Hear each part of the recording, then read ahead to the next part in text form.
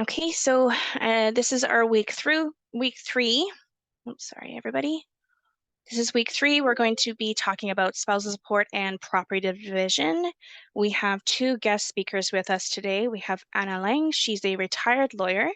We also have Nancy Chen, a lawyer and mediator. So here. A quick territorial acknowledgement. We've gone through this before, but we just want to make sure we have our acknowledgements.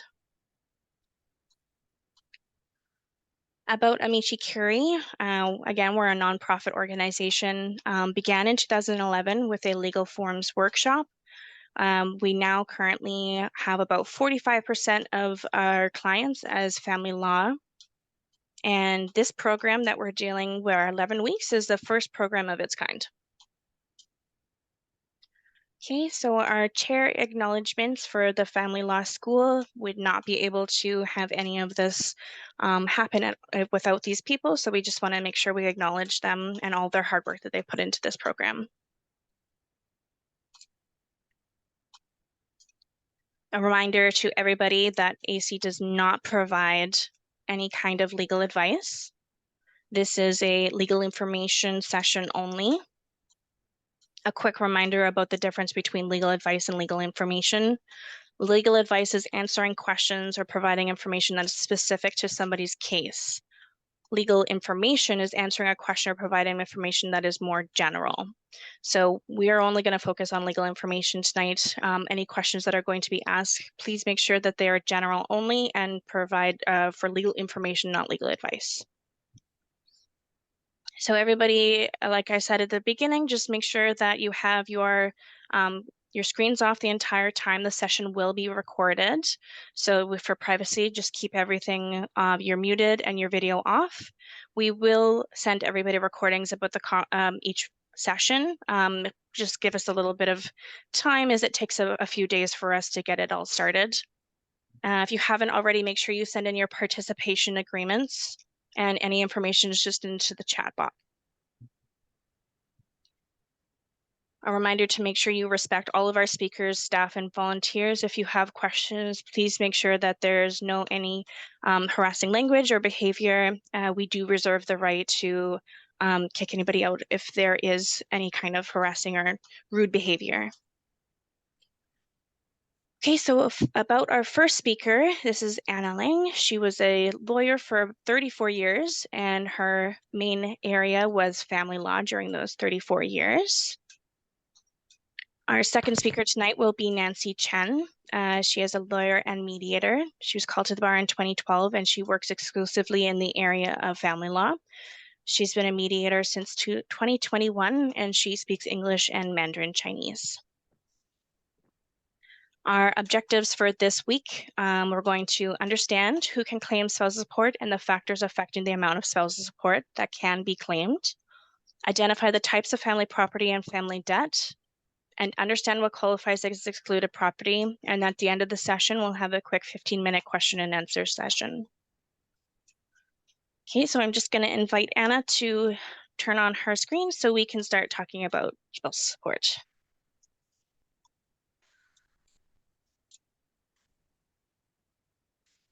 Perfect. Hi, Anna.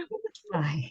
Yes, I told Rachel that it's been 6 months since I had to be on Zoom and I've forgotten how to do everything. So bear with me. No worries. So just let me know if you need me to change to the slides, okay? Will do. Thank you. you. Thank you, everyone, for attending this evening. I'm here to talk about spousal support, which you will sometimes hear referred to on shows and in media as maintenance or alimony. Alimony being particularly a term you'll hear on US shows, but in BC, we typically use the language spousal support, and that is describes a payment from one spouse to another, typically paid on a monthly basis. And the goal of my presentation today is to tell you when a spouse has to pay spousal support to the other spouse, how the amount of support is decided, how the length of time that it's paid for is decided, and the factors that affect the payment of spousal support. There will be some terms that I use throughout the presentation. The recipient is the spouse who gets the support. The payor is the one who pays the support. And when I referred to the DA, that's the Divorce Act, and the FLA is the Family Law Act. So I will take the next slide, please, Rachel. Now, the legal basis for spousal support. And the reason I'm talking about the legal basis is because if you're making an application to court related to support, you'll be asked to describe in the court papers what the legal basis is for your claim. So in the case of the Divorce Act, I've set out the way you should describe the act in your notice of application.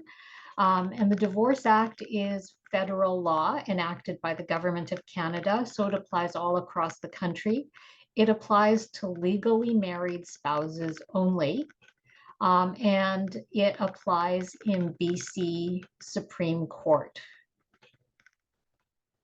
The Family Law Act is a BC law enacted by the provincial government. And in addition to applying to married spouses, it also applies to spouses in a marriage-like relationship. And if the spouses don't have children, that relationship has to have lasted for at least 2 years before they separated. But if they have a child together, it can be a marriage-like relationship of any length. You will commonly hear people being referred to as common law spouses, but the proper term in BC is spouses in a marriage-like relationship. And the Family Law Act can be referred to in the BC Supreme Court and the provincial court. And there isn't much difference between these two laws. And so the Divorce Act does not apply to you if you are simply living together. Now, one quick note I want to make about provincial court and Supreme Court, and one of the questions would be, why would you go to BC Provincial Court instead of Supreme Court? Well, if you don't have any property to divide, then you can have your support issues dealt with in the provincial court. Or if you have, also issues to deal with just with your children, you can have that dealt with in the provincial court, and you may find that a more user-friendly place to go than the Supreme Court. So the purpose of spousal support, it's the same in both the Divorce Act and in the FLA. The purpose is described in the same way, and it is essentially to deal with the financial consequences of a relationship.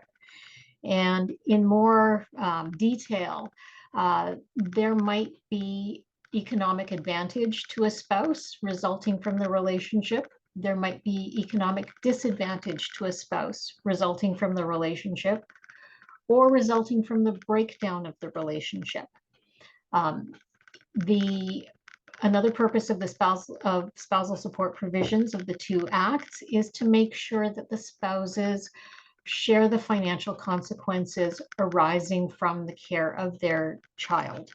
And to make sure that if a spouse suffers from economic hardship because of the breakdown of the relationship, they get spousal support to deal with that.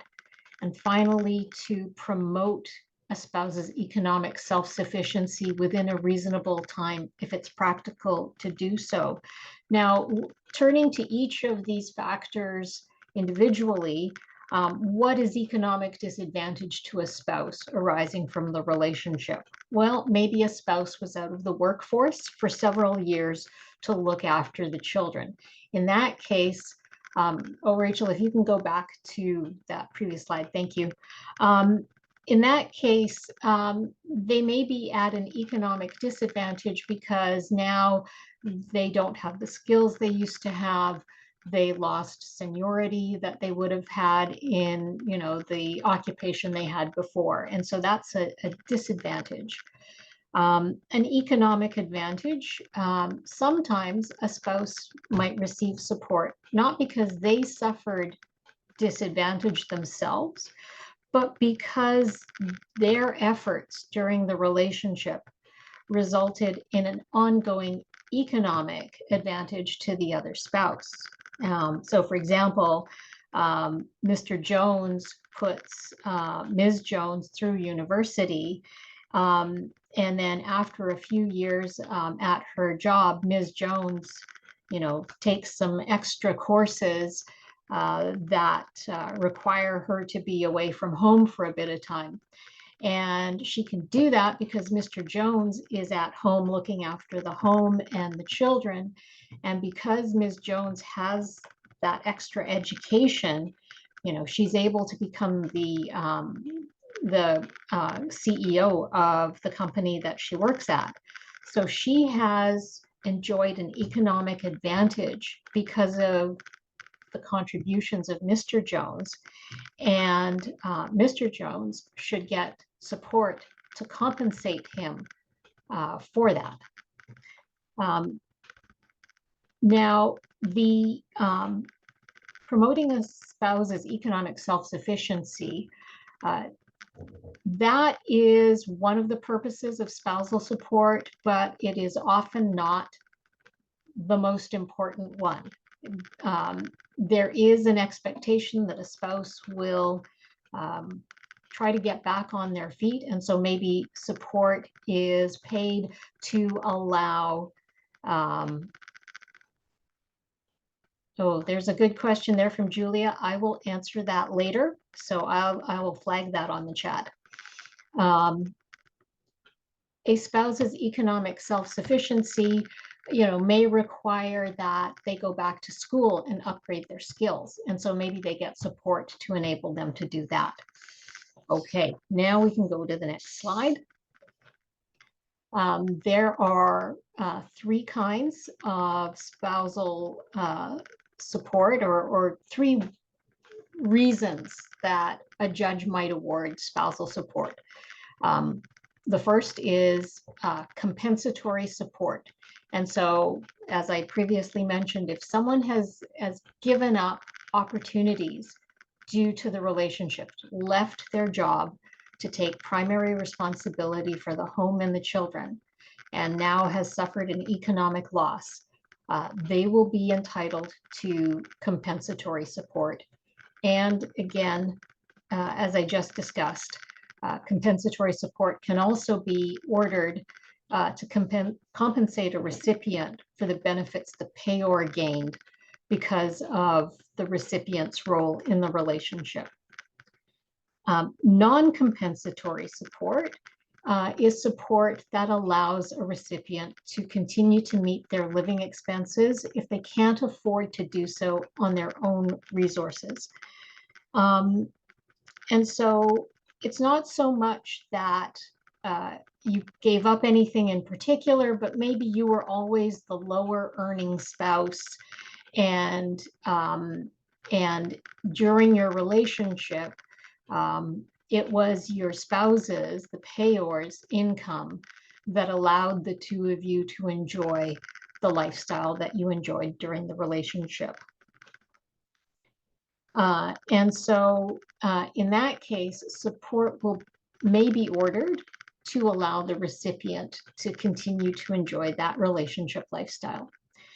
The least common basis for ordering support is contractual, and that is support that's been agreed to by the spouses in a contract. So there might be a prenup, or there might be a separation agreement that provides for support.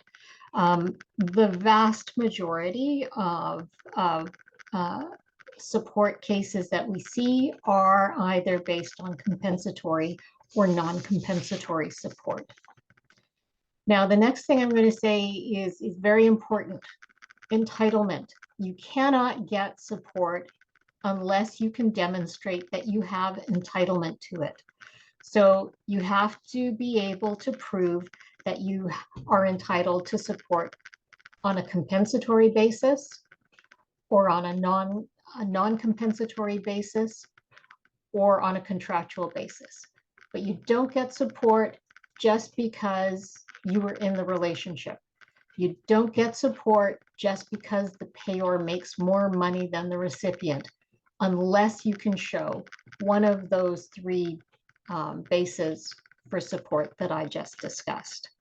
So for example, if you get a young couple gets married in their 20s, they both continue to work and they split up after 2 years, it is very unlikely that there will be entitlement to support for either of them, even if one of them makes more money than the other. It is possible to be entitled to support on more than one ground. I would often see cases where a spouse had entitlement on both compensatory and non-compensatory grounds. And so it may sometimes be the case that even if you are no longer entitled to support on one of the grounds, maybe you now earn enough money to meet your living expenses on a daily basis, and so you're not entitled to non-compensatory support. But maybe you are still suffering economic disadvantage because of the relationship. You lost your seniority, and when you went back to work, you lost on all the pension entitlement that you otherwise would have earned during the years of the relationship. In that case, you may still be entitled to compensatory support.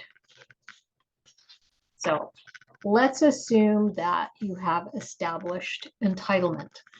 The next thing you have to have in mind is the time limits to bring your claim for spousal support. So if you have got the entitlement, but you don't bring your claim within the time limits, and we're at the next slide now, please. If you don't bring your claim within the time limits, then you can't get support, even if you've got entitlement. Now, when we talk about time limits, it does matter which law you're relying on. So in the DA, there is no time limit. But, if you wait an extremely long time, if you wait 5 years or 10 years to bring your claim, a judge may look at you and go, well, maybe you didn't actually need support because you waited for so long. So it's always better to act in a timely manner when you're making these claims. Also, important to keep in mind that a spouse includes a former spouse. So even if the spouses are divorced, so one spouse files a claim saying, I want a divorce, and that's all they ask for, and they get the divorce. That does not prevent the other spouse from bringing a claim for spousal support after that. Now, it's a different story under the Family Law Act. And the Family Law Act, it's a bit different depending on whether you are married or unmarried. So if you are in a marriage-like relationship, the time limit to bring your claim for support is 2 years from the date of separation. And this can get a bit sticky because it's not always clear when a separation occurred. Sometimes the spouses might be trying to work things out. Maybe sometimes someone leaves and then they come back and they give it a go for another couple of months, and then things don't ultimately work out. And so sometimes you'll get the spouses fighting about what's the date of separation because of this 2-year time limit. If you're married, it's a little more straightforward because the time limit, and again, so if you're bringing your claim for support only under the FLA and not under the Divorce Act, then again, you've got a 2-year time limit, and that's 2 years from the date of your divorce or from the date of the annulment of the marriage. And just to be clear, annulment is very rare. And so usually we talk about the date of divorce. And that's very clear. You've got a piece of paper that tells you when you were divorced, and so it's clear when the 2 years starts to run. Now, another wrinkle under the FLA is that although there's this 2-year time limit, the time limit is suspended if the spouses are taking part in family dispute resolution. So if they're mediating or they are trying to deal with their issues through a family justice counselor, or if they're dealing with a parenting coordinator about their children, that apparently is enough to suspend the time limits for everything, and that includes bringing your claim for support. So, and again, that can be a bit tricky because the spouses might say, well, I thought we were still in the mediation process. And so again, people can get into a fight over when the actual time limits were. Now, the next question that arises is how to decide the amount of support. It's easier than it used to be. So for the first part of my career, it was all about the budgets, and each spouse would prepare their estimate of what their income was and what their expenses were, and then the judge decided how much the payor had to pay based on the budgets. It was very inconsistent, and you could never give your client an accurate estimate of what they would have to pay. In 2008, the federal government released the Spousal Support Advisory Guidelines.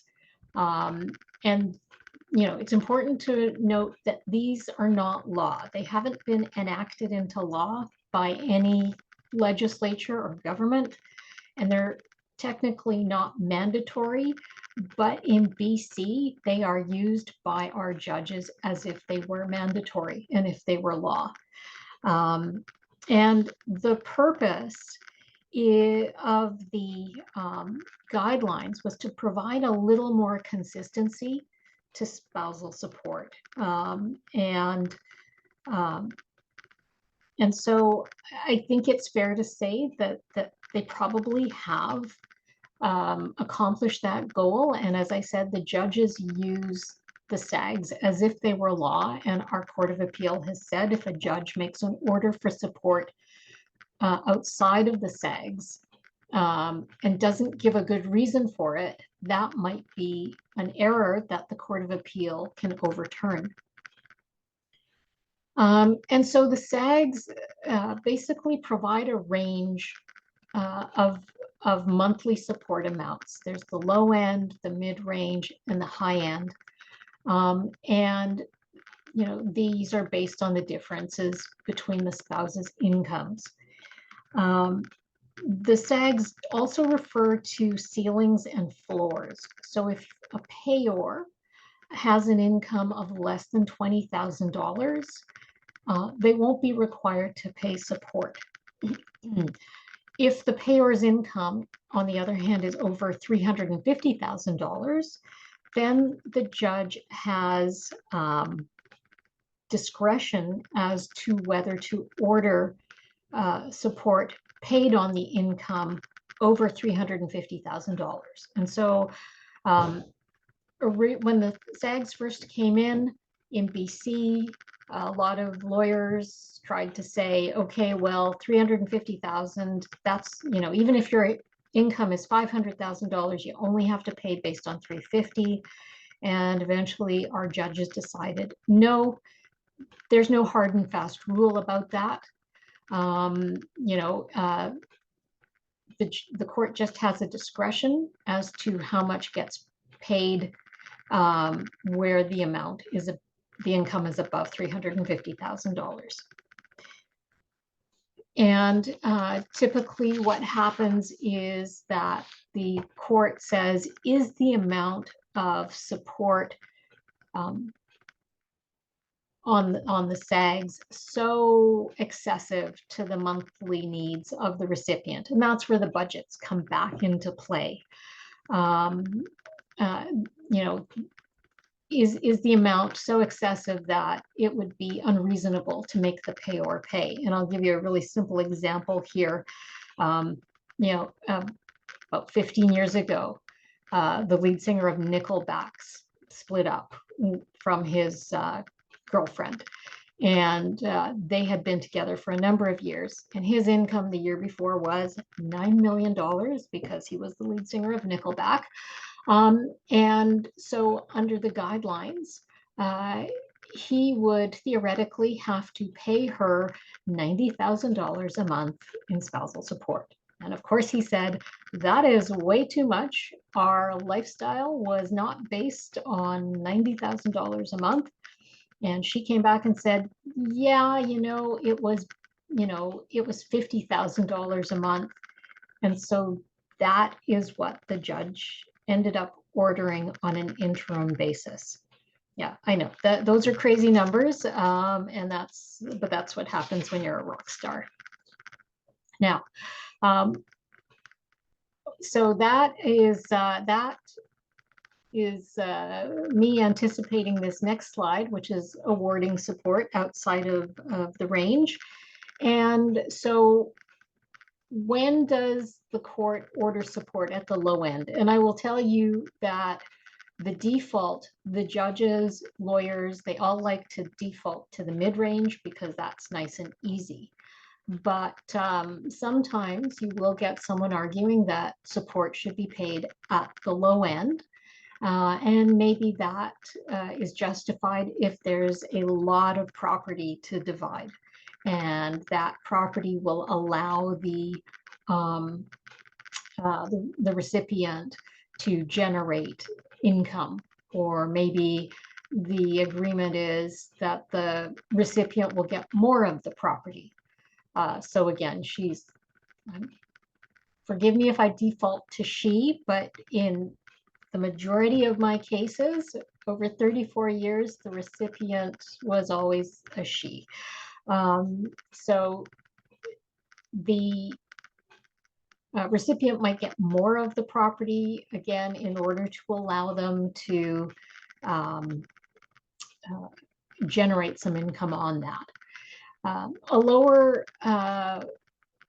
amount of support might also be ordered if it would encourage the recipient to make some effort to go back to work if they're not making a reasonable effort.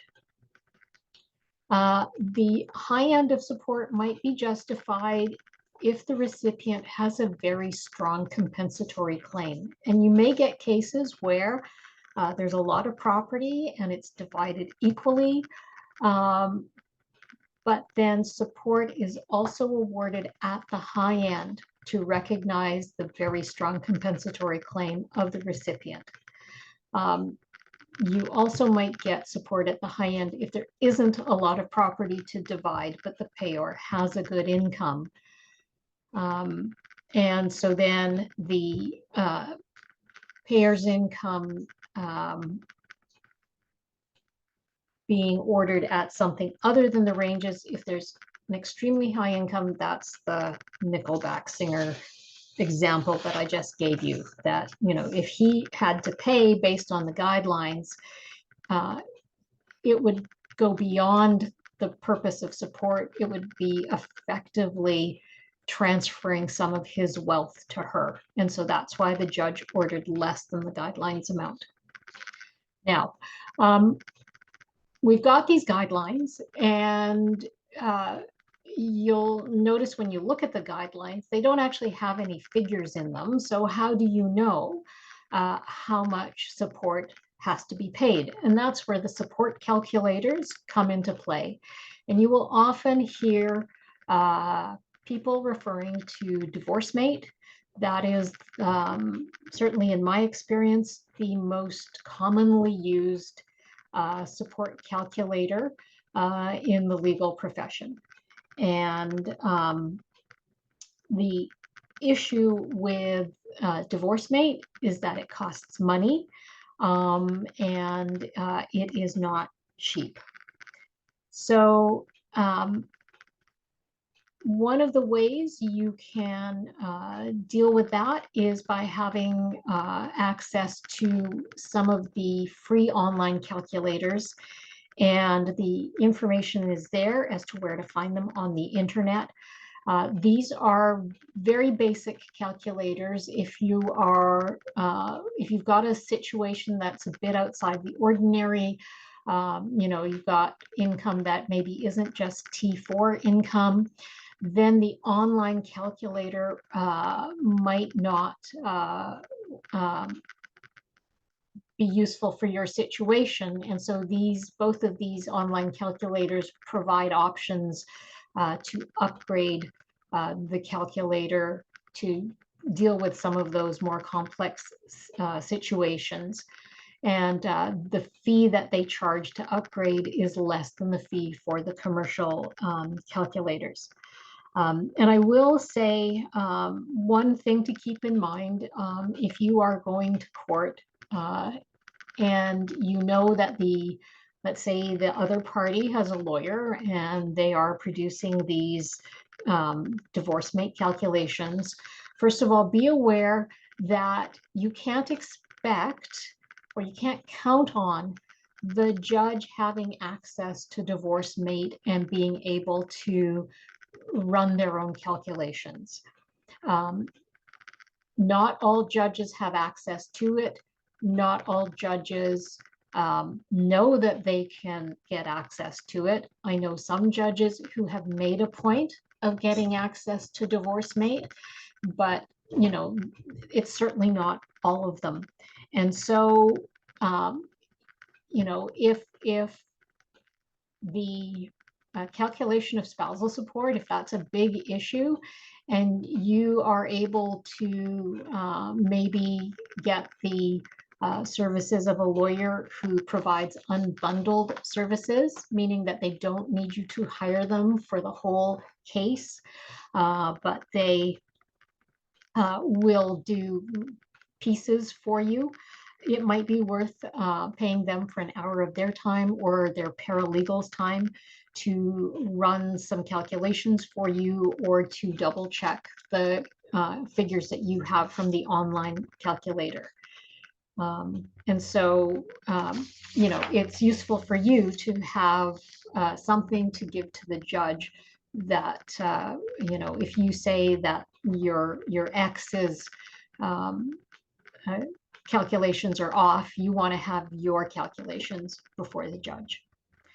Now, factors that affect spousal support. The most important factor affecting spousal support is the existence of children in the relationship. The existence of children affects both the length of time that support is paid and the amount that support that gets paid. If there are no children, the length of time support is paid is directly tied to the length of the relationship. It's a half a year to 1 year for each year of the relationship. So if you've got a 10-year relationship, support might be paid for anywhere between 5 to 10 years. But if there are children, the length of time support is payable is linked to the age that the youngest child leaves school. Now, that doesn't mean that it will always definitely be paid until the youngest child graduates, but that's the starting point. And then you look at alterations to that. Maybe when the youngest child starts high school, the recipient is now in a position to go back to work full time and is now able to become self-sufficient. But the payor is going to have to make that point because the default is pay until the youngest child leaves school.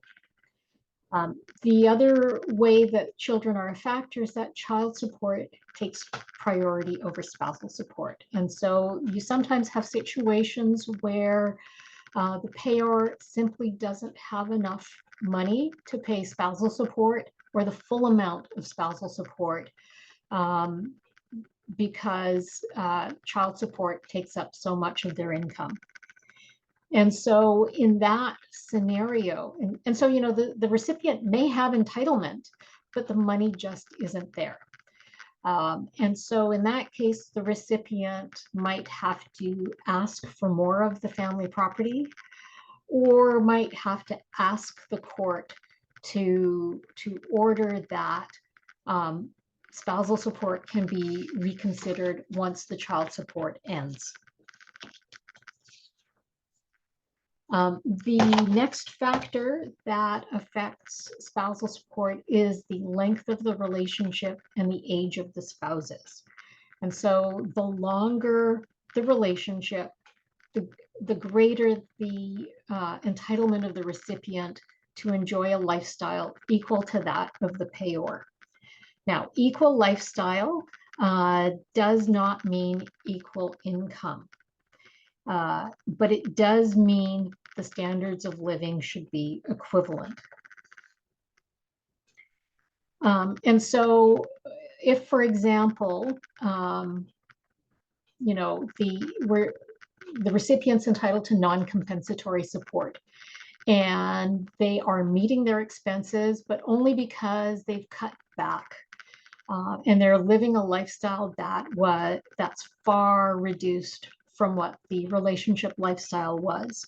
And the payor, on the other hand, is enjoying the same lifestyle that they enjoyed during the relationship. He doesn't get to say that the recipient doesn't have entitlement because she's able to meet her daily needs, because her daily needs, she's only meeting them because she's cut back so much. She's got entitlement because she's entitled to have a payment from the payor that allows her to increase her lifestyle back to what it was during the relationship.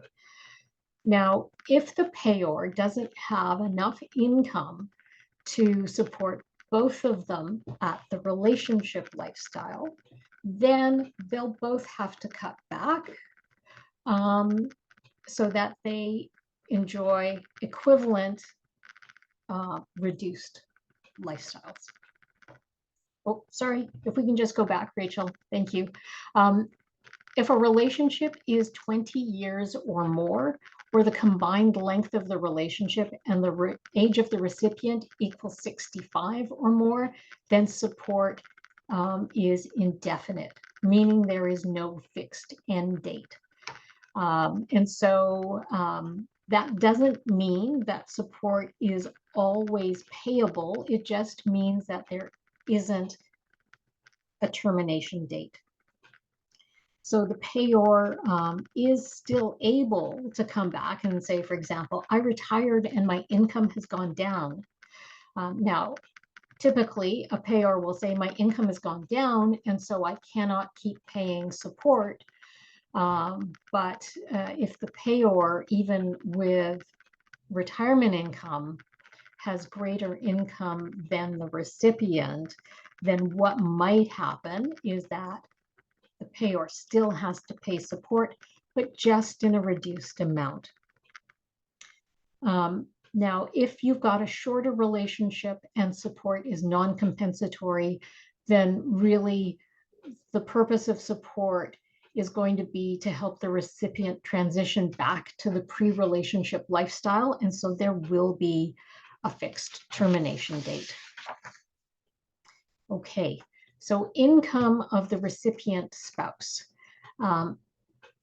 This affects spousal support because a recipient has a duty to contribute to their own support to the best of their ability. So even if a recipient is unskilled and has been out of the workforce for many years, they still have an obligation, even if that is to, earn what they can at a minimum wage job. Now, that doesn't mean that if they get the minimum wage job and they're working full time, that the payor doesn't have to pay support. Because remember, it's the difference in incomes that's our benchmark here. So, so while the recipient may have a duty to contribute to their own support, that may not be enough to permit them to be fully self-supporting. So if you were at home for 10 years, you can't say, I was home and I don't ever have to work again. No, you have to do what you can do. If you don't make any effort to contribute to your own support, then the judge will impute income. They will say to you, I think you're capable of, at a minimum, working at a minimum wage job full-time, and this is what you would earn, and so I will say that this is your income.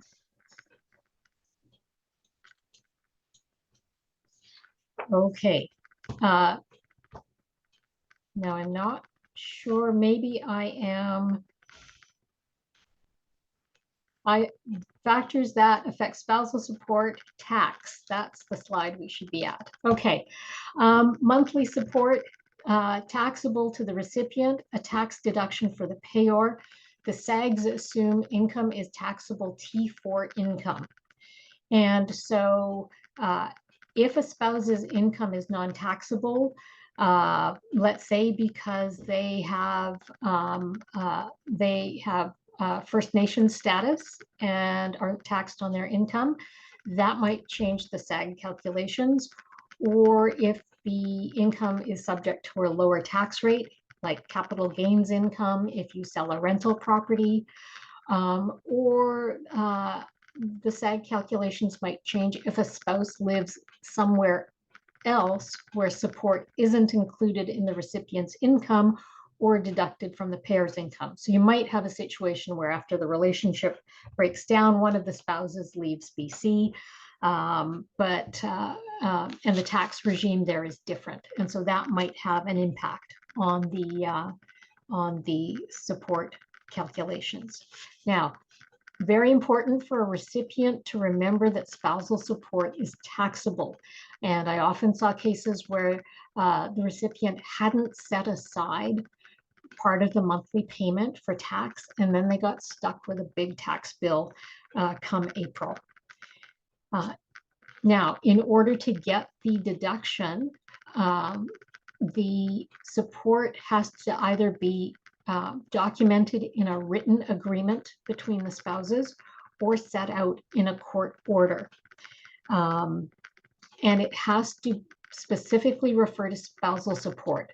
So if the order or agreement says Ethan will pay Ashley $4,000 a month, but it should actually be $3,000 in child support and $1,000 in spousal support. If you just say it's $4,000 in support, CRA, the Canada Revenue Agency, will assume that it's all child support, and child support is non-deductible to the payor. So very important to document it properly. Okay, factors that don't affect spousal support. The fact that one spouse made all the money. I often had clients who would say, well, she didn't do anything during the relationship. I earned it all. That doesn't matter. That's not recognizing that the other spouse was making contributions of a different kind, looking after the kids, looking after the home. So that doesn't matter. Fault doesn't matter. The Divorce Act, Family Law Act, these are no fault regimes. So if the payor had an affair and left the relationship, that doesn't make them more liable to pay support. If the recipient had the affair and left the relationship, if the recipient can show entitlement, they still get support. If there is family support, so the recipient left the family home, went to live with their brother, and is living rent-free in the brother's basement suite, that doesn't reduce the entitlement to support if they've got a compensatory claim, or even if they've got a non-compensatory claim, because um, uh, you know, if the payor isn't living in their brother's basement suite and has a better lifestyle, the recipient shouldn't have to um, uh, lose out on support just because their family has chosen to support them. It's not their obligation to support the recipient. Now, types of support orders, interim support. So this is intended to bridge the gap until the final resolution of the case, either through trial or an agreement. And that is, that is where you'll file your notice of application to court asking for an interim order of support. On an interim application, the judge does not fully examine all the facts, will not comb through everything. The judge will do what is necessary on a rough and ready basis to make sure that both spouses are economically sound until trial. A final order is an order that's made after trial or after an agreement. It might be a fixed amount, subject to review or variation, which I'll talk about in a second, or it might be an amount that's regularly recalculated each year after the spouses get their tax returns. Now, I will say with an interim order, it is possible that when the court makes the interim order, the judge may not have all the facts in front of them. The judge may not, because the judge hasn't been able to do the in-depth analysis, there may be an overpayment or an underpayment. The expectation is that that will be dealt with when the final order is made, but I will say in practice that doesn't always happen. So if you think there is an underpayment or an overpayment, don't forget to deal with that when the final order is made. Then, now, I've been talking mainly about monthly support, which is called periodic support, but another kind of support is lump sum, and that's a one-time payment. And so maybe, I see this a lot. One spouse says, I'll give up part of my share of the family property as lump sum support because they don't want to have to deal with monthly payments. A judge is not likely to award lump sum support unless the payor agrees to it, or there's a history that the payor won't pay. And if there is that history, then a judge might say, well, it's going to be a hassle dealing with monthly support, so we'll do a lump sum. But that then leads to, a possibility of overpayment or underpayment. So, underpayment, what if the payor subsequently gets a big permanent increase in their salary? And for underpayment, what if the recipient dies prematurely or comes into a windfall and the payor's made a payment that's intended to cover the next 20 years? So, but sometimes lump sum is useful because the spouses just want to be done with each other, and that allows them the clean break. Now, reviews and variations. If spouses' circumstances are uncertain, the order or agreement might say that after a certain period of time, we will review the support. So an example of that might be your recipient has just finished retraining in a new career and don't know if that is going to be a successful career. And so the order might say, we'll have a review in 2 years to see if the recipient is still entitled to support and what their income is. or you might have a review because everyone knows the payor is going to retire in 5 years' time. On a review, you don't need to show that there's been any change in the circumstances as between the spouses. That is different from a variation, which is our next slide. With a variation, you have to show that there has been a significant, unforeseen, and ongoing change in circumstances. And if there has been that kind of change, then the order or agreement can be varied, which is just another way of saying changed, to reflect the new circumstances. So, for example, the payor loses their job and despite their best efforts can't get a job that pays anything close to their prior income or becomes disabled. Or the payor no longer has to pay child support. Although, the payor might say that's not an unforeseen change in circumstances. That is something that would have been foreseen. And so it should have been the subject of a review. And if there was no provision for a review, I don't have to keep paying.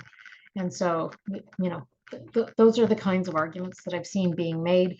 Or, the recipient earns far more than anyone expected, has become very successful post-separation. Then that might be grounds for a variation. And then specifically, the FLA also allows variation if essentially there's non-disclosure, or some new evidence comes to light that wasn't available when the order or agreement was made. And here's a very simple example.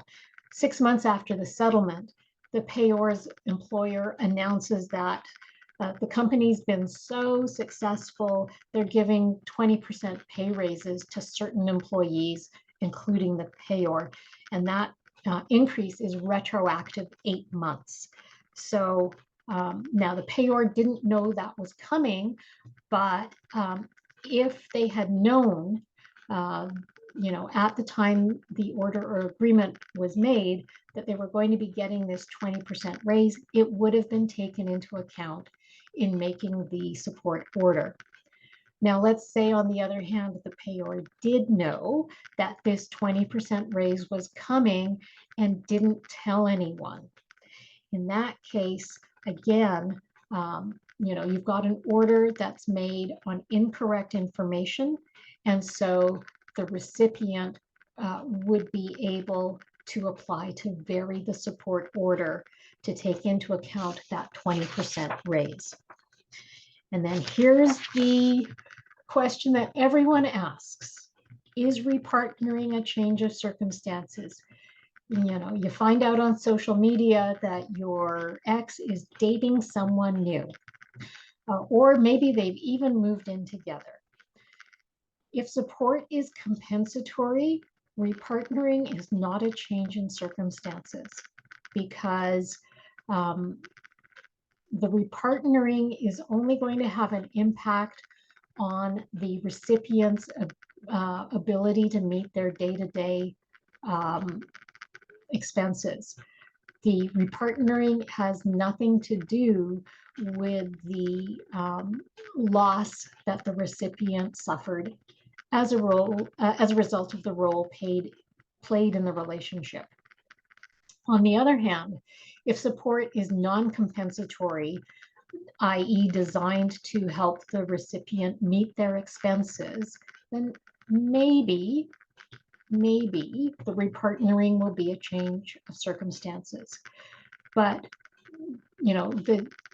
the factors you'll have to look at, is the new relationship a permanent one? Like, if the recipient and the new partner have been living together for 2 years, yeah, you know what? That's permanent, and maybe we should be revisiting the support.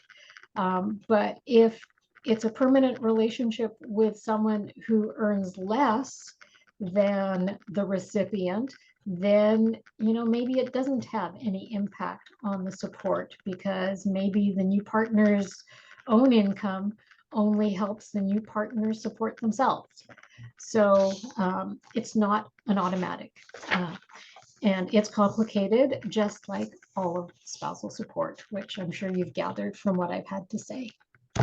So that's been your really quick trip through spousal support. And I see there are lots of questions that I'll be happy to answer at the end. Perfect. Thank you so much, Anna. We really appreciate your time.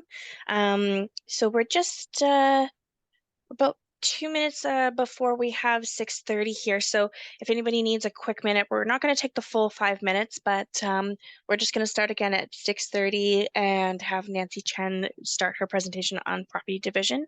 So we're just going to give it a couple minutes. We'll be right back.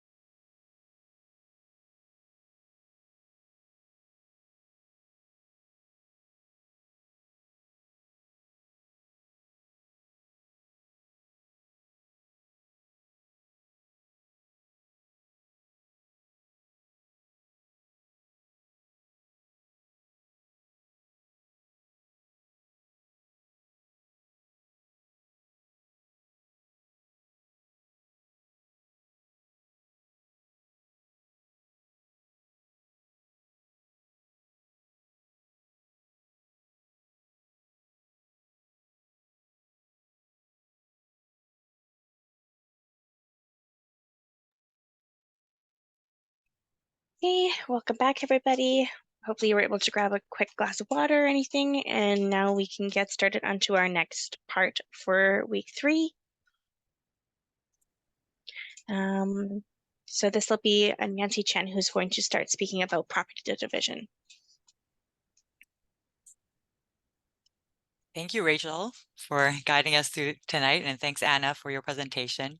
So I'll get started on my presentation on division of property and debt. So what is property and debt division? When spouses separate and either party has property or debt, the law provides how property and debt should be divided. So with this, first slide, Part 5 of the Family Law Act sets out the law respecting property and debt division when spouses separate. And as Anna noted earlier, there's federal legislation, the Divorce Act, and provincial legislation, so in our case, the BC Family Law Act, that apply to spousal support. However, for property and debt division, only provincial legislation, the Family Law Act, applies. And this is because pursuant to the Canadian Constitution, only the provincial governments can make laws over property rights.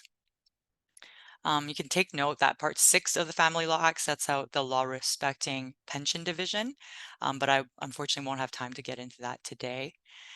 And then I just also want to note that a Family Law Act is not the entirety of law governing property and debt division.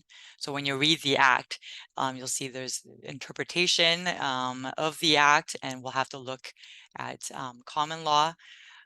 So I won't get into things like the laws of equity and too much into other statutes and laws today. However, if for those people who don't have a legal background, it's important to know that another source of law is the common law, or what some people describe as judge-made law. So this is a body of law based on previous court decisions. So the idea is that if a judge at trial, for example, interprets the legislation a certain way and makes a decision on an issue, then another judge dealing with a similar situation in the future should be making a similar decision. So when you hear lawyers, or when I'll later say things like, in most cases, the courts find that, or for courts in similar situations, they usually do this and that. I'm referring to the common law, or the body of law made by judges. So, and then also, unlike spousal support, where both the provincial court and Supreme Court can deal with spousal support, the Supreme Court of Supreme Court of British Columbia has jurisdiction over property and debt division. The provincial court cannot divide property and debt, so don't start an action in the provincial court if you need to start a claim for property or debt division. So next slide is, so who is a spouse? One of the first considerations when you separate from a partner and want to divide property is whether you are a spouse pursuant to the Family Law Act. For the purposes of division of property and debt, Section 3 of the Family Law Act defines spouse as a person who is married to another person or has lived with another person in a marriage-like relationship for at least 2 years. As an aside, though, I want to mention that the definition of spouse is expanded when dealing with spousal support. So a person is a spouse for spousal support purposes if they've lived together for less than 2 years but have a child together. Whereas with property and debt division, you can see the definition there. You have to have been together in a marriage-like relationship for at least 2 years if you're not married. So back to property division considerations. It's obviously quite clear that you're a spouse if you're legally married to someone, but non-married relationships might not be as clear. So there are situations where people argue in court about whether the relationship was marriage-like or for under or over 2 years. So for property division, it's important to know or consider what constitutes marriage-like if you're in a common law situation. So generally, the courts have considered subjective factors such as the parties' intentions and expectations. So this would be whether the parties intended that the relationship would be a committed, lengthy relationship with usually an indeterminate duration. So that's the intention, expectation of the parties. And then there's the objective factors, the objective evidence a court would look at, which would be their behavior, including were they sharing a residence, are there sexual and personal interactions, financial arrangements, or is there interdependence in their finances? Are they spending time with each other's families, things like that. So the courts would would typically look at how the objective evidence lines up with the subjective intentions, and the assessment of the relationship is contextual and requires consideration of both subjective and objective evidence. A lot of people assume that they're only in a marriage-like relationship and they're living together. And that's usually the case. If you're living together, you're in a marriage-like relationship. However, there's been rare cases where the courts have decided that two individuals were in a marriage-like relationship despite living in, for example, separate cities and countries. So it is quite a case-by-case consideration.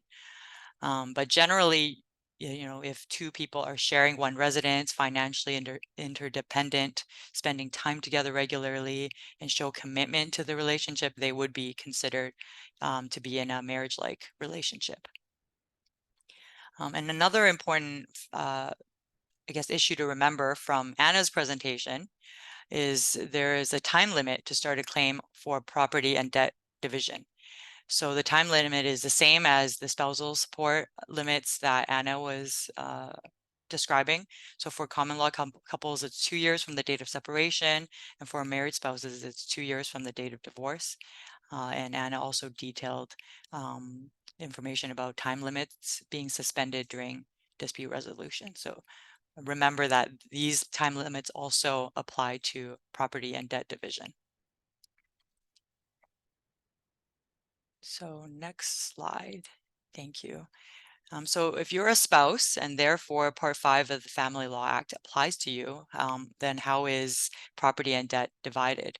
So Section 81 is a key section to look at. So it states, subject to an agreement or order that provides otherwise, and except as set out in the pension division part, spouses are both entitled to family property and responsible for family debt, regardless of their respective use or contribution.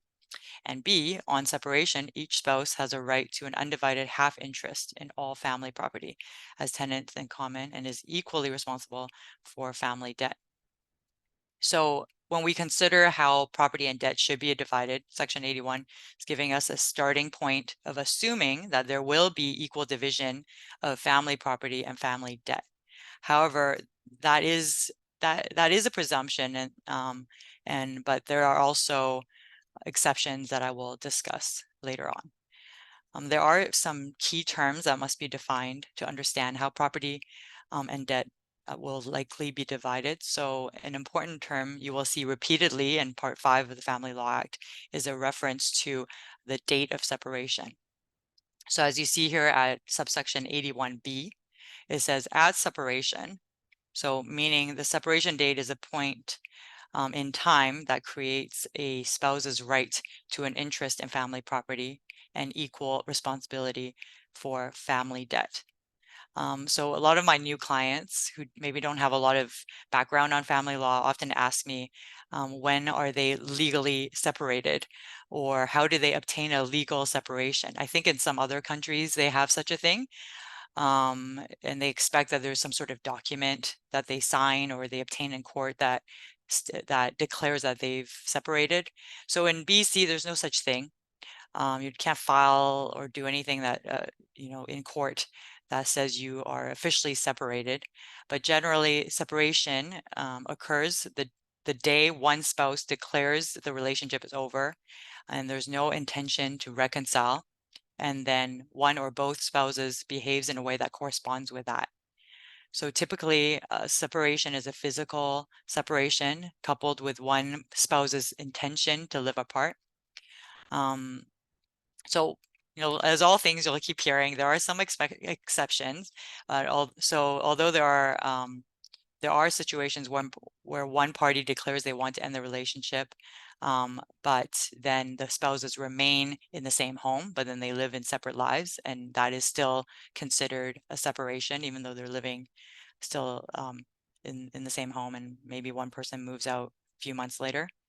And you'll note that it's also, you don't require two people to agree to separate. One person can initiate the separation. And then, so Section 81B states that the right to an undivided half interest is family property and family debt, is in family property and family debt. So probably one of the first questions is then what is family property? So in terms of, are we on slide 4? Family property, Rachel? There, thank you. So Section 84(1) states, subject to Section 85, excluded property, family property is all real property and personal property as follows. A, on the date the spouses separate, property that is owned by at least one spouse or the beneficial interest of at least one spouse in property. Know that this means the property only needs to be owned by one spouse to be family property.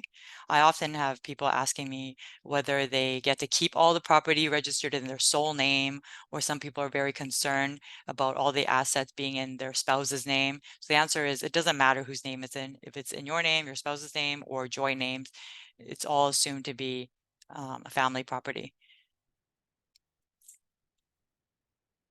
And then B, after separation, property, so this is continuation of what is family property. So B, after separation, property acquired by at least one spouse, if the property is derived from property referred to the paragraph above, or from the disposition of either the beneficial interest or the property mentioned above. or beneficial interest acquired by at least one spouse in property if beneficial interest is derived from property owned by at least one spouse. So you can read the rest of that. So in terms of so moving on to subsection 84.2. So it says, without limiting subsection 1, family property includes the following. A share or interest, a share or an interest in a corporation, an interest in a partnership, an association, organization, a business, or venture. C, property owned by a spouse, as a refund, including an income tax refund. So income tax refunds from taxes remitted before separation are considered family property, even if the refund is received after the parties have already separated. Next, we have property owing to a spouse in return for the provision of good or service. D, money of a spouse in an account with a financial institution, so savings accounts, checking accounts. E, a spouse's entitlement under an annuity, a pension plan, a retirement savings plan, so like RSPs, an income plan. Property, so F, property other than property to which subsection 3 applies, that a spouse disposes of after the relationship between the spouses began, but over which the spouse retains authority to require its return or direct its use or further disposition in any way. So the spouse still has control over that money, even if it's been transferred or disposed. And then G, the amount by which the value of excluded property has increased since the later of the date. The later of the date, first, the relationship between the spouses began, or second, the excluded property was acquired. So this often is what people are most interested or concerned about, is they brought property into a relationship. Some people think, well, that was my property that I brought in. I shouldn't have to share any of it, but the increase in value of that property is family property. And so far, this is the first mention of the term excluded property, and this is a key definition I'll discuss later on. But make note that here that when there is excluded property, the increase in value of excluded property during a relationship becomes family property. This means the value of the excluded property at the time the relationship started is an important value to retain. That's why it's a good idea to retain, bank statements, proof of value of your assets at the time you start a relationship. Most people don't think of that when you're starting, or you're just moving in with someone. But I have found in my practice, it comes in handy because, as probably many of you know, most banks don't keep records past 7 years. So it's a good idea to keep some of those types of documents at the beginning of a relationship. So the next important term to look at is what is then excluded property. We've talked about what's family property, then what would be excluded from property and debt division. So this is set out in Section 85 of the Family Law Act. So it states the following is excluded from family property. So A, property acquired by a spouse before the relationship between the spouses began. Inheritances of a spouse, gifts to a spouse from a third party, so gifts, for example, from family members to them. C, settlement or award of damages to a spouse for compensation for injury or loss, unless the settlement or award represents compensation for loss to both spouses or lost income of a spouse. So that could be, for example, ICBC personal injury payments, or at least the portion of it that is not related to the lost income. D, money paid or payable under an insurance policy other than a policy respecting property, except any portion of that represents compensation for, again, loss to both spouses or lost income of a spouse. Then D, property referred to in any of the paragraphs A to D that is held in trust for the benefit of the spouse. So it's not legally registered in the spouse's name, but it's held for their benefit. F, a spouse's beneficial interest in property held in discretionary trusts to which the spouse did not contribute, and 2, that is settled by a person other than a spouse. And then G, property derived from property or the disposition of property referred to in any of the paragraphs above. So I won't get too much into what is a trust and mentioned in F, what is a discretionary trust for our purposes today. But trust is a legal entity created where a party gives another party, usually the trustee, the right to hold title to and manage assets for the benefit of a third party, so the beneficiary. And so maybe if some people have more questions about that, we could maybe, if we have enough time, get into that later. But for now, I'll move on. Okay, so still on excluded property, section 85(2) states, so a spouse claiming that property is excluded is responsible for demonstrating that the property is excluded property. So again, as I mentioned earlier, it's helpful if you keep documents showing what property and what the value was at the beginning of a relationship, because if you're claiming that you have excluded property, you are the one that has to demonstrate that it is excluded. So if you don't have any evidence, it's going to be difficult to prove that. And then 85 subsection 85(3) states if property is excluded from family property under section 1, the exclusion applies despite any transfer of legal or beneficial ownership of the property from a spouse to the other spouse. So this subsection actually was only added and officially became law on May 12th of this year. So if you have a property division claim that was already filed prior to that date, then the previous law applies. But if you haven't filed your claim, or you filed your claim after May 12th of this year, then this new amended section 85(3) applies. So I want to give a bit of background on this one because it's quite a big deal for us lawyers and probably you guys as well.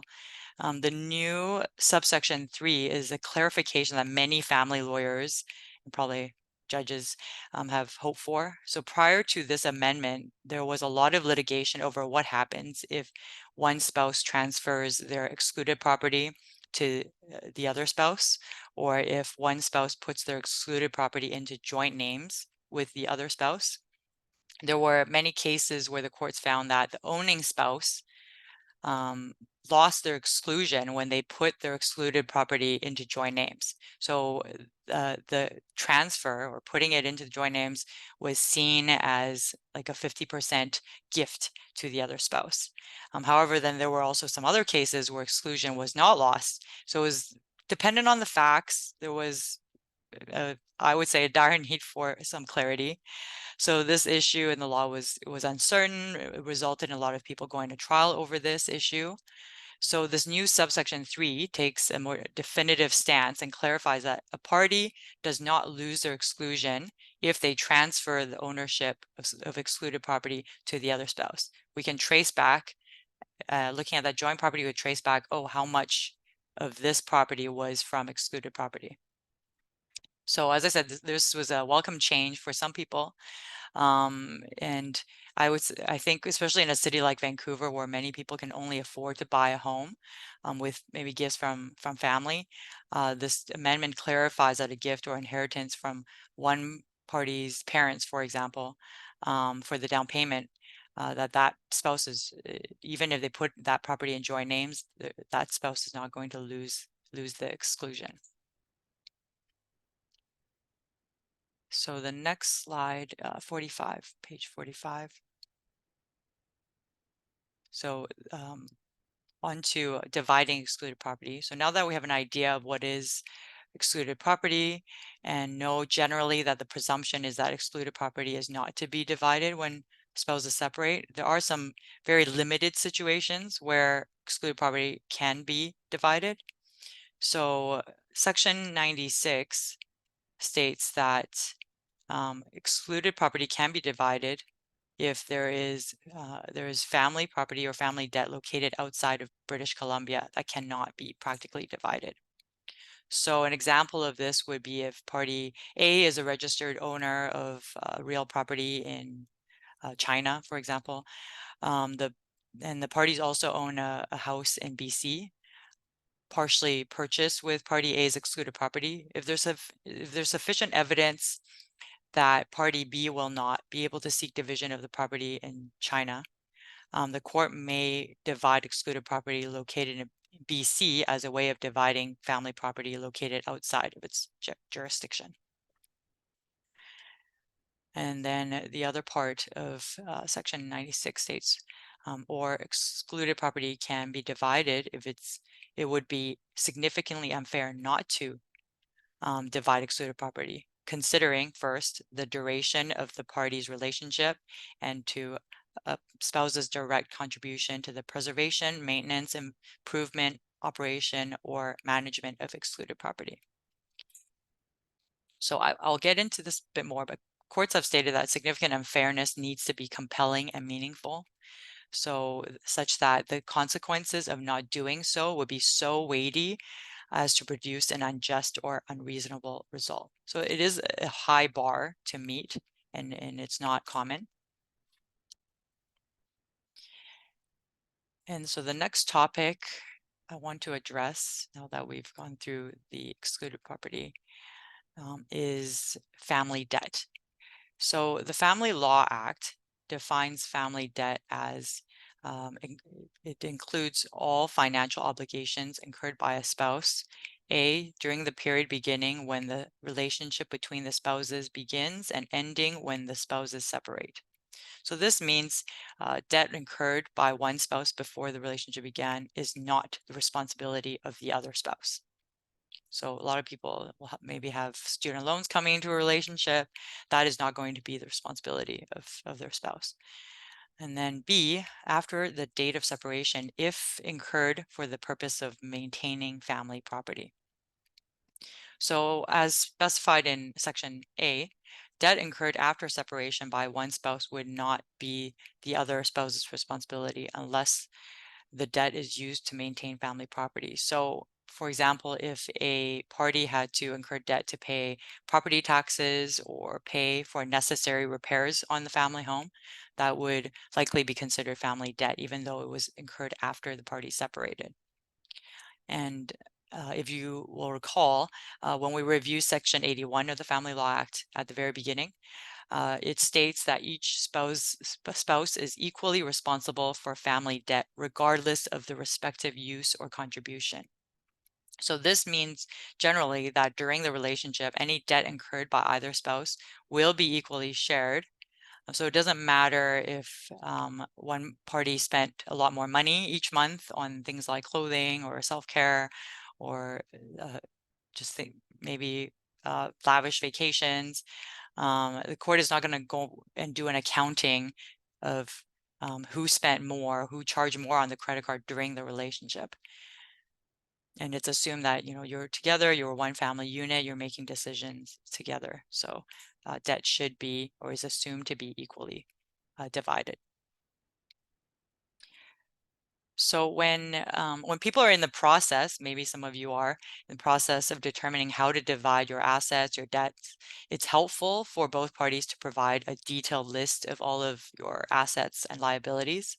And this process helps you determine what types of assets are family property, family debt. And once you do that list, or usually that's what I get my clients to do, the next task would be to determine the value of each of these assets and debts. So for example, if one party needs to transfer a portion of their savings or investments to the other, they would know how much to transfer because the numbers are there for them to work with. So the question is then, when we're looking at the law, what is the value of family property and family debt that we're supposed to use? So Section 87 of the Family Law Act provides how we're supposed to do this. So pursuant to Section 87B of the Family Law Act, the presumptive valuation date is the date of trial, or the date of an agreement dividing family property and debt. So I've encountered many people surprised that that property is not valued at the time of separation. So while you'll recall from Section 81, while your interest in family property is established as of the separation date, it's kind of like as of the separation date, you became a shareholder of all the family property and debt. So if you're not dividing property right at that moment, and you're maybe negotiating or and don't arrive at a settlement until months later, or you're not going to trial for a year and a half, it's kind of like now you've become a shareholder in that family property, and then therefore you are entitled to any increase in value of that property until trial or settlement. Next is the value of family property must be based on fair market value, and this is required by Section 87 as well. So fair market value has been defined in case law as the price at which a transaction would occur in an open and unrestricted market between informed and prudent parties acting at arm's length. So for real property, for example, typically what's required would be a appraisal to determine what the fair market value is. And so for a vehicle, you would also be looking at, okay, if you were to sell it in the open market, how much would you be able to sell it for? And then lastly, the court can depart from the presumptive valuation date, but that would require, that would be if it was significantly unfair. So remember I mentioned it's a high standard to meet, and we haven't gotten into the factors the Family Law Act considers when determining significant unfairness, but I'll do that shortly. But court decisions have said that departing from the presumptive valuation date is effectively unequal division. And so that's why there needs to be significant unfairness.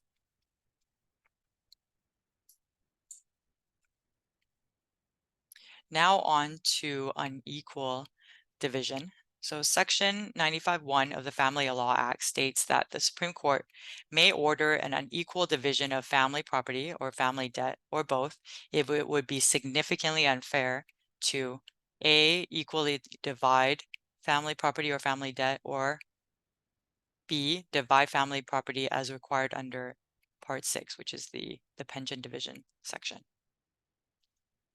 So at Section 95(2), the Act states, purpose of determining, for the purposes of determining whether equal division of family property or family debt would be significantly unfair. And the Supreme Court may consider one of the following. So you see that on the slide, and I'll just quickly go through them. The court may consider unequal division of family property, family debt, if equal division would be significantly unfair, considering the duration of the relationship, terms of any agreements between the spouses, a spouse's contribution to the career or career potential of the other spouse, whether family debt was incurred in the normal course of the relationship, the ability of each spouse to pay a share of family debt if the amount of family debt exceeds family property, whether a spouse after separation caused a significant increase or decrease in the value of family property or family debt beyond market trends, whether a spouse, other than acting in good faith, substantially reduced the value of family property or disposed of property that would have been family property.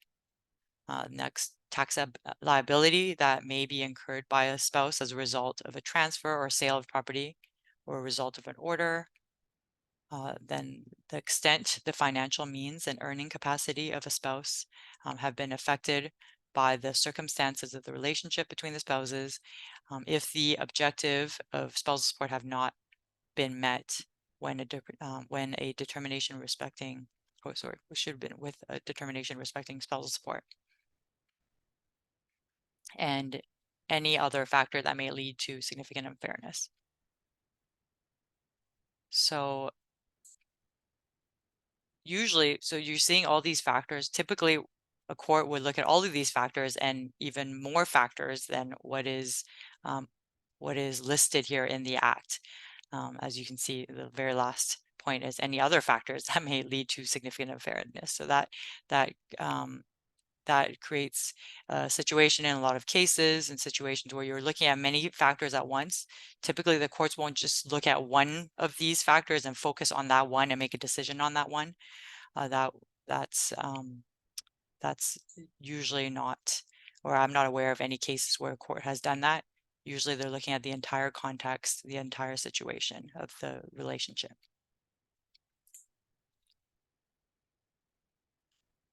So I've mostly just covered the basics of property and debt division, but also want to quickly touch on a few issues that may come up for you before you're able to reach an agreement or before you're able to get to trial, since the wait it is quite long.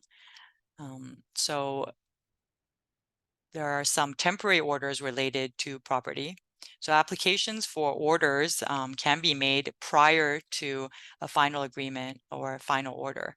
And so they include interim distribution of property. So what this means is it's a advance payment to one or both parties of family property. And so Section 89 of the Family Law Act provides that the court can make an order for an interim distribution of family property to fund family dispute resolution. So you can't go and pursue this just because you need money for, I don't know, other endeavors, or just have more savings to give yourself more security. The interim distribution is only ordered if it is for the purpose of helping you resolve this family law issue. So either for retaining a mediator or arbitrator, or for legal fees for lawyers so you can get legal advice, or so they can represent you in court. So the point is to make assets available to the spouses to help them resolve the family matter, and what they want to do is to avoid a situation where one spouse does not have any funds for legal advice, and then thereby not being able to resolve this issue, or maybe resulting in very unfair result because maybe only one party has access to funds, the other one doesn't. And another thing you could apply for in court is exclusive occupancy of a family residence. So this would be an order that only one spouse gets to live in the family residence to the exclusion of the other spouse. So pursuant to Section 90 of the Family Law Act, the applicant wanting exclusive occupancy must show that continued shared use of the home is a practical impossibility. So practical impossibility would be some, I guess the most obvious situation would be if there's family violence. It's not going to be considered a practical impossibility if your evidence is just that, oh, we don't really like each other. It's kind of awkward that we're living together. It needs to be something much more significant than that. And then the second factor the courts will look at is on a balance of convenience, the applicant should be the preferred occupant. So the court would consider various factors in the situation to determine who would be the preferred occupant. And they'd be looking at various factors like the interests of the children. So who the kids usually reside with. So if, the kids usually live with mom, or, and mom is the one, oh, sorry, and dad is the one wanting exclusive occupancy, probably won't go to dad because the courts will want the kids to be able to stay where they're most comfortable and most used to. And the courts will also look at other factors like the conduct of the parties' economic positions, availability of other accommodations to either spouse.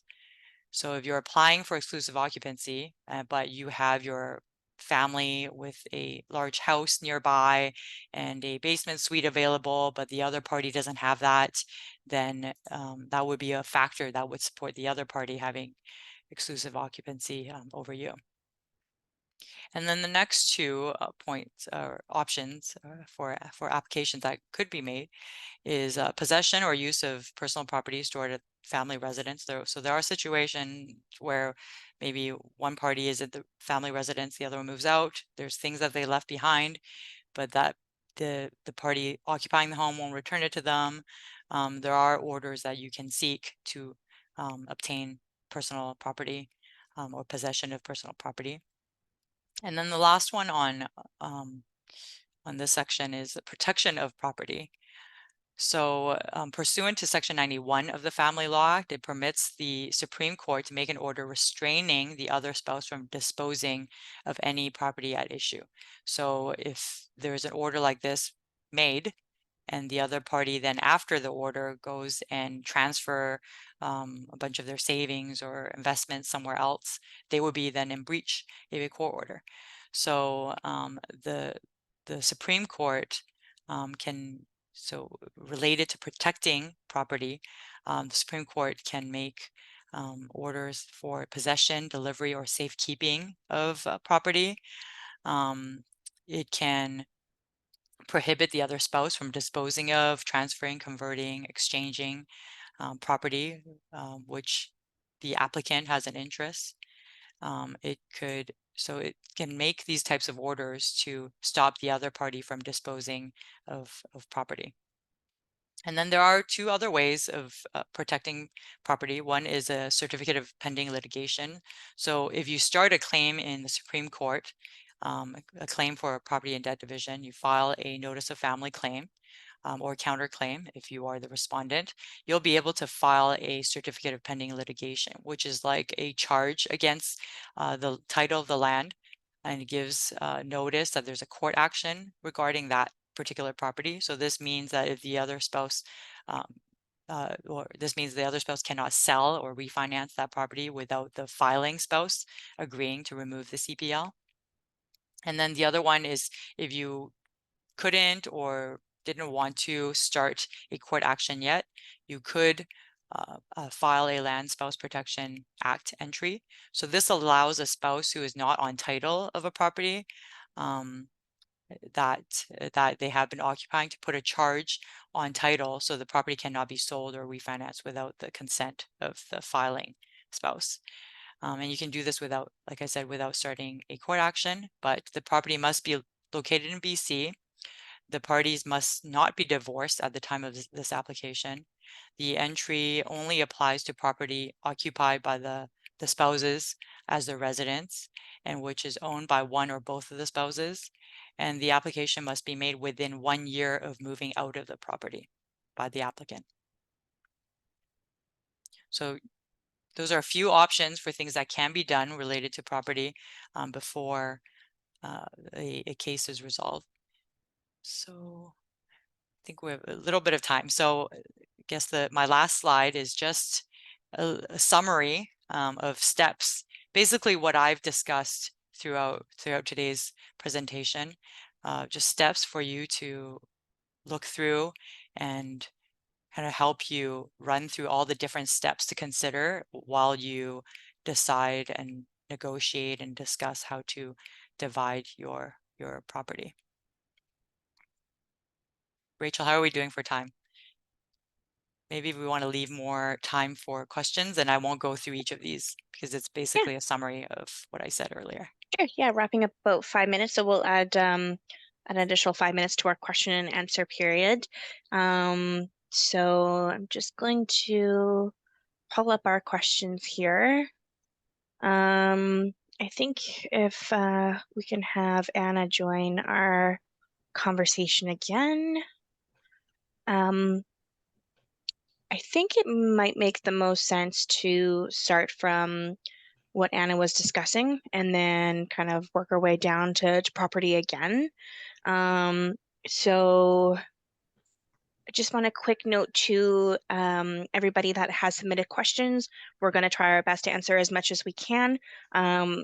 Just a note again about legal advice and legal information. I know some of you are trying your best to get as much legal information as possible, but if it does line on legal advice, we won't be able to answer all of the questions. So the first one, okay. Is it true that marriages under 5 years do not include compensatory bases? Not true.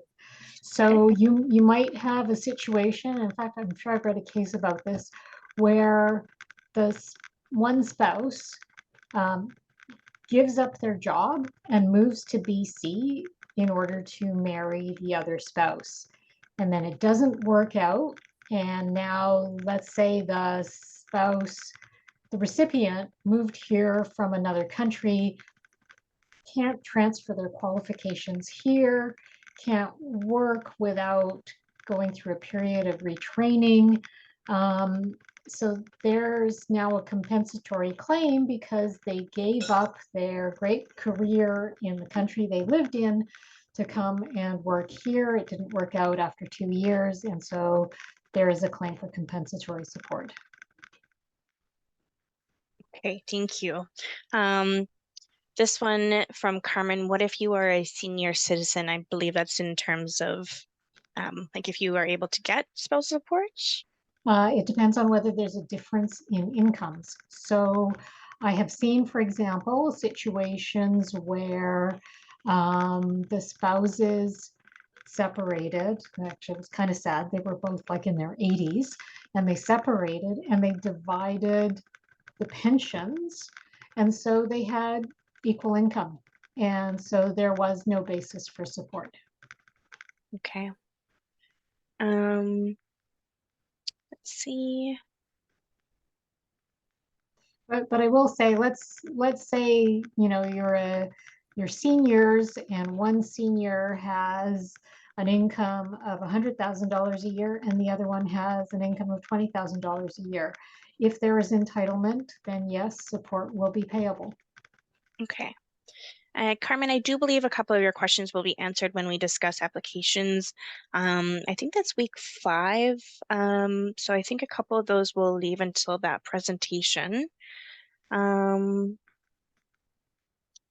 Okay, there's a question from Julia about judges going to, are judges in BC going to go by the revised user guide and Yes. acceptance listed there? Okay. Yes. Okay. In terms of the like less only 3 years of a relationship, I think this person was asking if it's not worth it for a recipient to ask for spousal support when the marriage is only 3 years. Well, and that ties back to the example I just gave, right? It depends on the facts. So if it's only a 3-year marriage and both spouses worked and there is no economic disadvantage to a spouse, then no, there would be no reason to ask for support. But if they can establish economic disadvantage or advantage to the payor because of something the recipient did during that 3 years, then yes, there may be a claim for support. Okay. What happens to support if one party dies during the family law case? It would both child and spouse support. If there is an existing order or agreement, and it can be just an interim order, then the FLA has provisions that allow the court to make a continuing order for support against the payor's estate. But there are a lot of factors that you have to look at, and it may not be the same amount that was that would have been payable if the payor was still alive. And then if the recipient dies, then the support ends. Okay. This one's a little bit of a long one, so I'm just going to read it out and we'll see if any of them, we may not be able to answer all of it. But does the term contractual encompass promises? What is the difference between the legal and social I'm going to stop you right promise? there. Yeah, that one's a little bit more legal Yeah, advice, no. right? Contractual support is something in an agreement. Now, you know, so normally that would be a written agreement, like a contract. The courts in BC do recognize that that sometimes you can have oral contracts, like verbal contracts, but there has to be clear evidence that one spouse made offer, the other spouse accepted the offer, and there was an agreement, and any third party looking at this would clearly say, yes, there was a binding contract made verbally. And so whether the spouse made a promise to support the other through graduate school, there's a difference between, yeah, I'm promising I'm doing this because, we're married and I'm saying this, as opposed to, I am making a binding contract with you. I'm making a verbal contract with you, but it's a binding contract that I expect you to be able to legally enforce. Those are two different things. And so, again, that would be a tough issue for a judge to resolve.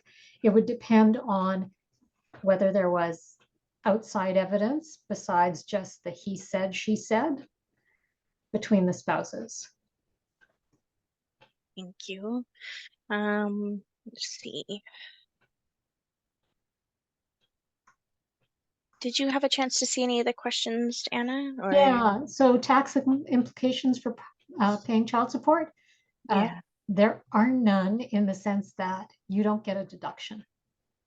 So, and that's why it's important to differentiate between the child and spousal support in your order or agreement, because otherwise it'll all be child support, it'll all be non-deductible. Now, one other tax implication that I didn't mention, if you are the recipient and you did have a lawyer for a period of time, and that lawyer helped you get an order or an agreement for support, or was pursuing it, some portion of those legal fees may be deductible from your income. And so that's something, like, if you had a lawyer for a period of time, that's something you should discuss with the lawyer, and they can provide you with a letter confirming, I charged client X this much money for legal fees related to spousal support. And then you submit that letter with your tax return to CRA, and then hopefully they allow your deduction. Okay. This is a bit of an interesting question. How does the court see the fact that the recipient meant someone who helps her survive while she is waiting for spousal support? Well, again, if that's, someone helped her out with a gift, or someone gave her a place to stay, that, if the entitlement, for example, is compensatory support, it doesn't matter, because it is, again, what happened during the relationship between the spouses that gives the recipient the entitlement or the right to the support. And the fact that someone helped along the way doesn't change that entitlement. And if it's non-compensatory, unless that someone who helped her survive is going to be permanently providing income to the recipient, again, it won't matter, because it's not, the obligation of family or friends to relieve the payor of their obligation to pay. Okay.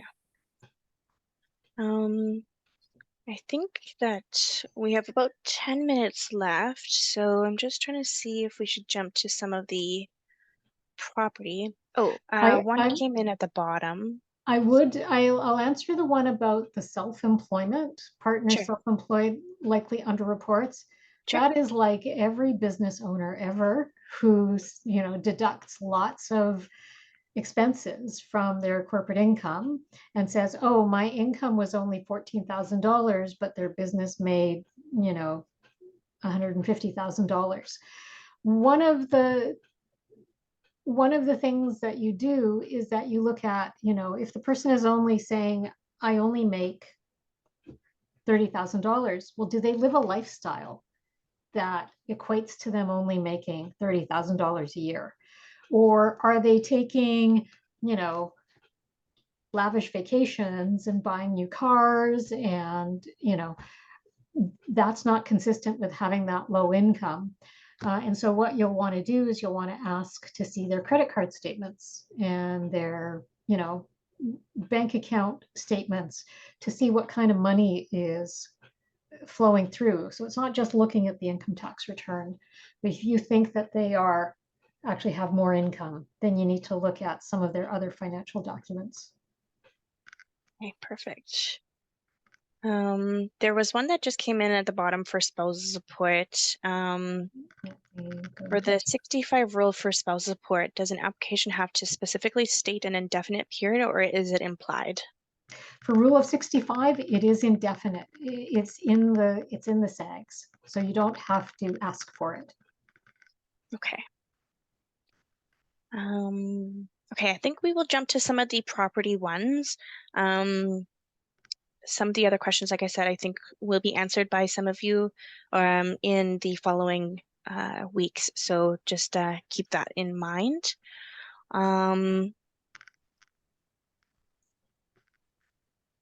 So property for excluded, to Nancy.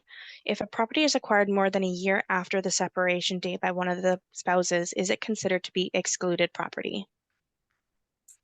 So I can give the general information because there's probably, usually if this person was at my office, I would be asking a lot more other questions. But generally, if a property is acquired after separation and it's not from any assets, any family property.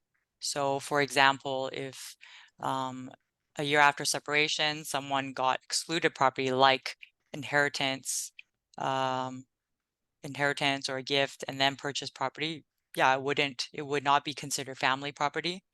However, situations where someone takes family property and then purchases new property after separation, that would be family property.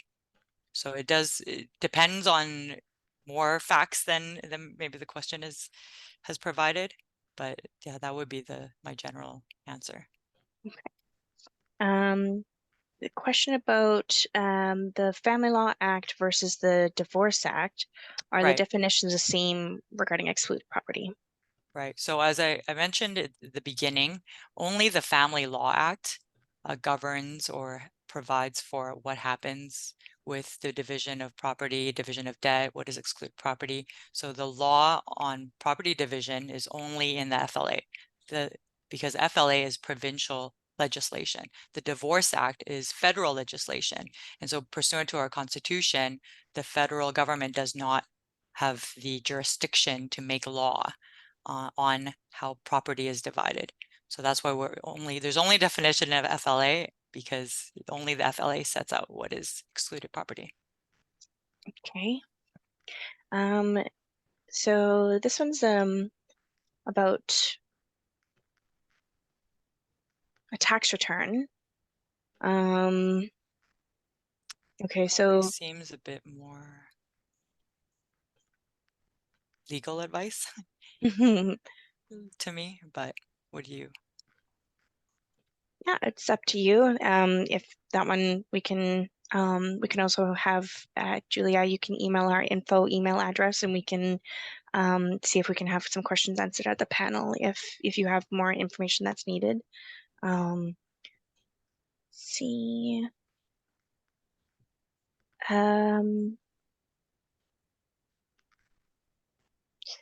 What if one party used the property for all the time between separation and is devaluing the property? Is the other party going to be compensated by that? Right. So that is one of the factors under Section 95(2) when we were talking about whether a court would unequally divide property. And so one of the factors in determining significant unfairness is whether a spouse, other than acting in good faith, substantially reduce the value of family property. So there are situations where if someone does that, that could be a factor that results in unequal division of that property. Okay. And so the compensation would be in the form possibly of unequal division. I think you touched on this a little bit as well, the interim division of the property to fund the family law matter proceedings. I think that was also touched in our slides. Yeah. I don't know, Julia, if you have further questions on that, or maybe she asked it before I got to it. Before, yeah. It I'm not was sure. before, yeah. Oh, okay. Yeah, perfect. Okay, Well, I'm good. glad I'm glad I touched on that. Okay, perfect. I think that's all the questions we have. I'd like to just touch on the awareness or non-awareness of the other spouse's debt. I'm assuming this is debt that was accrued during the course of the relationship.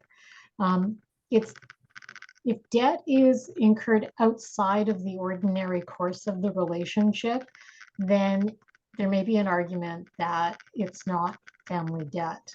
But so the example I used to use was that if your spouse racked up a lot of debt at the River Rock Casino that you didn't know about, then you could say that that was debt incurred outside of the ordinary course of the relationship and I shouldn't be responsible for it.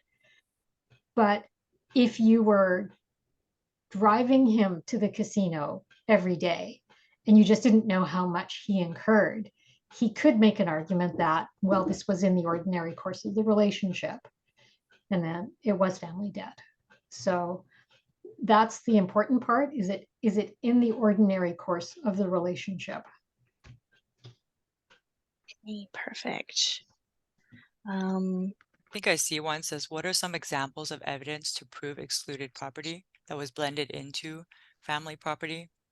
So I think I mentioned earlier, bank statements, and it depends on what type of property we're looking at, right? So with things like bank accounts, investments, things like that, hopefully you haven't waited too long and you're able to get bank statements. And for things like real property, because what you're trying to prove is how much was it worth before you put it into family, or before it became family property. Probably in most cases you had property and then you say got married or started living together, and then there's an increase in value. So how do you get evidence of that? So if it was real property, appraisers are actually able to do retro basically historical appraisals. So they can look at comparables back at that time, even 10, 15 years ago, and they can provide an appraisal of the value of excluded property.